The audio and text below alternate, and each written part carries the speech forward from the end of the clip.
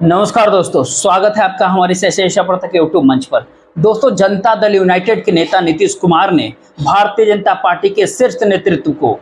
यूं कहे कि नरेंद्र मोदी और अमित शाह को सीधा सीधा चेतावनी दे दिया है, साफ साफ मैसेज दे दिया है। और ये मैसेज एक ऐसे मोहरे के सहारे दिया गया है कि जिस संदेश को यदि आप डिकोड करने की प्रयास करें तो साफ जाहिर हो जाता है कि एक तरफ बाहर से जो कुछ दिख रहा है, दरअसल भीतर से वो वैसी चीजें नहीं है। अंदर से आप बाहर से सफेद देख रही चीज अंदर से सफेद नहीं, बल्कि एक है कि उसका रंग कोई दूसरा है। और रंग कुछ दूसरा इसलिए भी है क्योंकि राजनीति के भीतर जिस ढंग से नीतीश कुमार अपने मोहरे चल रहे हैं, मोहरे चलने की प्रक्रिया में जनता दल यूनाइटेड अपनी ओर से भारतीय जनता पार्टी के साथ अपने संबंधों को पुनः परिभाषित करने की स्थिति में अब आ रहा है। ये बात करीब करीब तय हो चली है।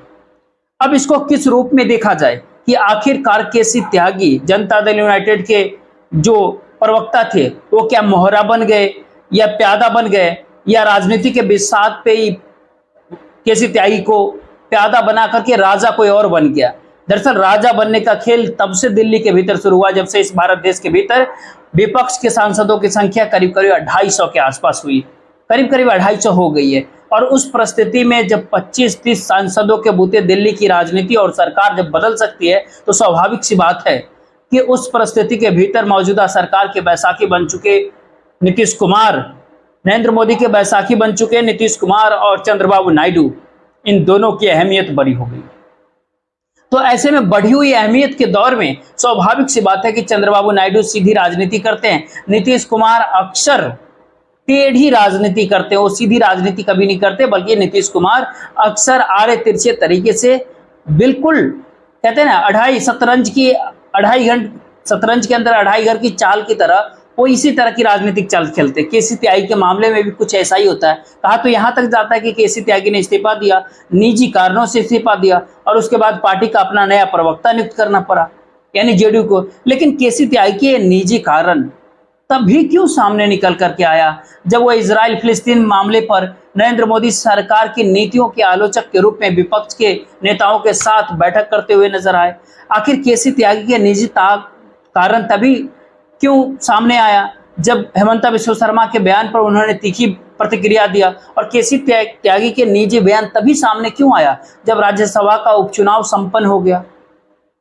इन सारे बातों के मद्देनजर देखने का प्रयास करें तो साफ साफ जाहिर होता है जो कुछ नीतीश कुमार कर रहे हैं वो भारतीय जनता पार्टी एक तरह से नीतीश कुमार के ट्रैप में फंसी हुई है। यानी ट्रैप में फंसना उसकी मजबूरी भी है, क्योंकि दिल्ली की सरकार तभी तक सलामत है जब तक नानी फैक्टर यानी नायडू और नीतीश फैक्टर भारतीय जनता पार्टी के साथ है। नानी फैक्टर सरकार को नानी याद दिलाने की हद तक नहीं जा रहा।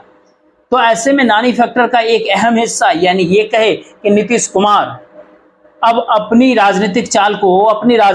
को बिल्कुल अलग अंदाज में चल रहा है। जरा इस बात को समझने के लिए आपको 20 जनवरी 2024 की तारीख को आप याद कीजिए। चर्चा उस टाइम गर्म थी कि राष्ट्रीय जनता दल और जनता दल यूनाइटेड के संबंध टूट सकते हैं, संवेद विच्छेद हो सकते हैं। और ये संवेद विच्छेद के पीछे बहुत बड़ा कारण राजद कोटे के कुछ मंत्रियों, खासतौर पर बिहार के उस समय विवादित बन चुके, अपने बयानों की वजह से विवादित बन चुके शिक्षा मंत्री प्रोफेसर चंद्रशेखर को लेकर के बातें थी। वो राजद से आते थे, नीतीश कुमार ने उनको हटाना चाहते थे, उनका विभाग बदलना चाहते थे। राजद इसके लिए तैयार नहीं कही बताई जा रही थी, लेकिन अचानक नीतीश कुमार ने एक ही झटके में शिक्षा मंत्री का विभाग बदल दिया।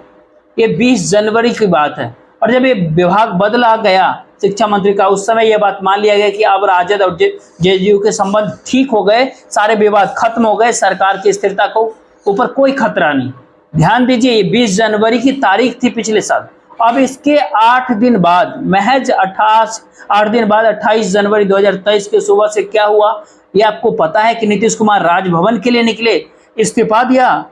और 2-4 घंटे बाद फिर से शपथ लेने के लिए राजभवन पहुंच गए, भारतीय जनता पार्टी के साथ मिलकर के सरकार बना ली। तो कहा जिस विवाद को खत्म माना जा रहा था, कहा इस बात को मान लिया गया था कि राजद और जेडीयू के बीच सब कुछ सामान्य हो गया है, इंडिया गठबंधन में ही नीतीश कुमार बने रहेंगे, वहां से थोड़ा सा फील गुड का एहसास करा करके नीतीश कुमार ने अलग तरीके से, टेढ़ी तरीके से झटका दे दिया। अब जरा केसी त्यागी के एपिसोड को इस तरीके से देखने की प्रयास करते हैं कि आखिर केसी त्यागी से भारतीय जनता पार्टी नाराज थी, इसमें कोई दो राय नहीं है। केसी त्यागी के बयान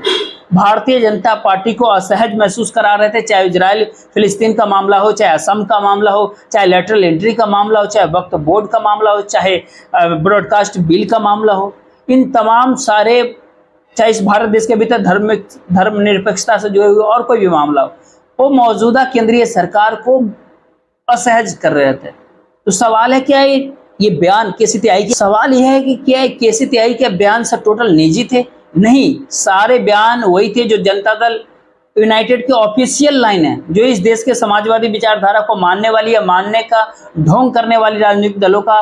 आधिकारिक विचारधारा या फिर आधिकारिक एजेंडा है, वही केसी त्यागी सारी बातें कर रहे थे। तो इसमें केसी त्यागी का हटाया जाना और रुखसती का कोई सवाल कहाँ उठता है, क्योंकि पार्टी नेतृत्व की जो मंशा है वही तो केसी त्यागी बोल रहे थे। दरअसल इसके आगे एक खेल और हुआ। दरअसल उस समय आपको पहले ही बताया कि केसी त्यागी ने किस प्रकार से मौजूदा सरकार के रुख से अलग राय रखी, इंडिया गठबंधन के सांसदों के साथ और कुछ और लोगों के साथ, बुद्धिजीवियों के साथ बैठक में शामिल हुए, इजराइल फिलिस्तीन के मुद्दे पर फिलिस्तीन के मंत्रिमंडल से मतलब प्रतिनिधिमंडल से मुलाकात की। लेकिन नीतीश कुमार अपने तरफ से नहले पे दहले देने की पूरा वही एपिसोड पे आ रहा है जो पिछली बार 20 जनवरी 2023 को जो उन्होंने किया। कुल मिलाकर के कहे तो केसी त्यागी ने 2 आर्टिकल लिखा, एक दैनिक जागरण, एक प्रभात खबर में। ये 30 अगस्त की बात है, 2 दिन पहले की बात है। इस आर्टिकल के माध्यम से उन्होंने जाति जनगणना और भारतीय राजनीति के भीतर जाति के फैक्टर को जस्टिफाई किया। इसके ऊपर भी कोई बड़ी बात नहीं, एकदम सामान्य सी बात है कि यदि कास्ट सेंसस का मुद्दा तो नीतीश कुमार ने इस भारत देश के कोने कोने तक पहुंचा है, खास करके हिंदी भाषी भारत के अंदर। ये मुद्दा नीतीश कुमार ने ही लाइमलाइट में लाया। भले ही इस मुद्दे को आज राहुल गांधी कैच कर चुके हो या फिर उसको बढ़ा रहे हो, भले ही तेजस्वी यादव इस मुद्दे पे धरना प्रदर्शन बिहार में करा रहे हो कि आरक्षण बढ़ाया जाए, 9वीं अनुसूची में डाला जाए, लेकिन ये मुद्दा नीतीश कुमार उठाया था, लेकिन ये क्रेडिट का कोई उसे छीन नहीं सकता। तो सवाल उठता है केसी त्यागी ने ऐसी कौन सी गुस्ताखी कर दी जब पार्टी लाइन की बात अपने आर्टिकल के अंदर उन्होंने लिख दिया। बात दरअसल यही तक नहीं है, बात तो अभी ये है कि केसी त्यागी ने जो बात कही है वो वही बातें हैं जो श्रवण कुमार और बिहार सरकार के मंत्री में पार्टी दफ्तर के भीतर कही थी, पत्रकारों से बातचीत के भीतर। अभी कुछ दिन पहले ही ये बातें कही गई थी। उन्होंने कहा था कि कांग्रेस पार्टी के लोग जाति जनगणना के मुद्दे पर इतने ही गंभीर हैं तो जहां जहां उनकी सरकार है वहां जाति जनगणना करवा ले। स्वाभाविक सी बात है कि इतना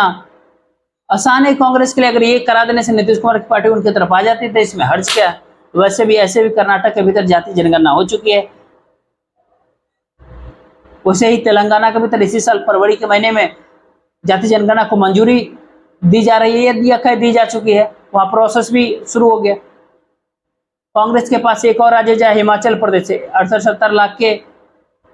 जनसंख्या वाले राज्य में वो 10 दिन में जनगणना करा सकते हैं। इसी बात को श्रवण कुमार ने जो ये बात कही थी कि कांग्रेस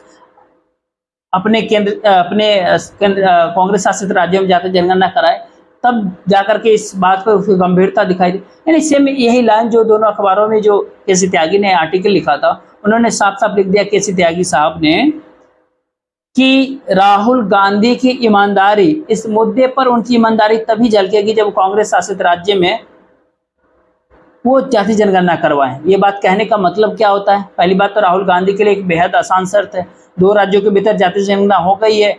या फिर प्रोसेस है, एक राज्य हिमाचल में बचा हुआ, कभी भी एक आदेश पे हो सकता।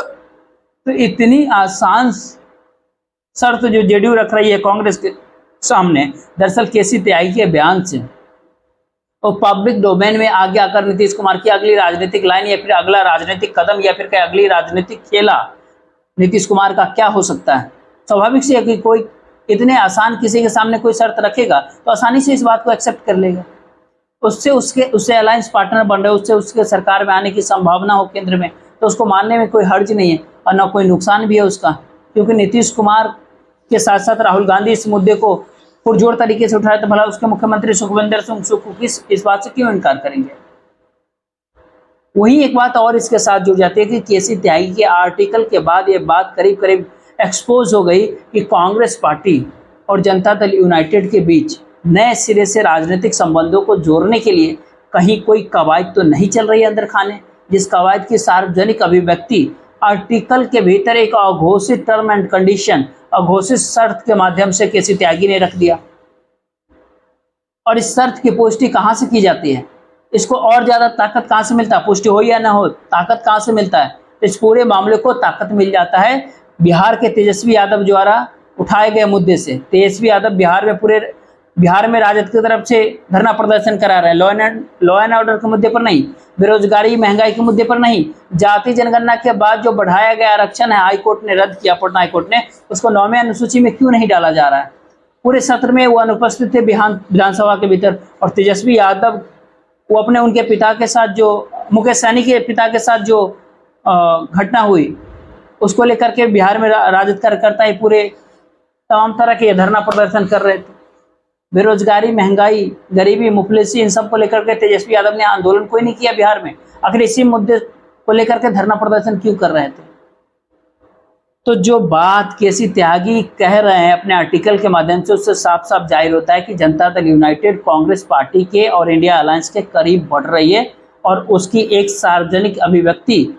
केसी त्यागी के आर्टिकल के भीतर कांग्रेस को दी गई सलाह अथवा शर्त, जो कुछ भी आप माने कि आप अपने द्वारा शासित राज्यों में कराकर दिखाइए तभी आपकी ईमानदारी लोगों के सामने झलकेगी, इस तरीके की बातें जब सामने आई, इससे करीब करीब सबके सामने एक्सपोज हो गया कि जनता दल यूनाइटेड किस दिशा में आगे जा रहा है, वो भारतीय जनता पार्टी से दूर होता जा रहा है। और जब ये सब कुछ हो गया, बात करीब करीब खुलने की कगार पे आ गया,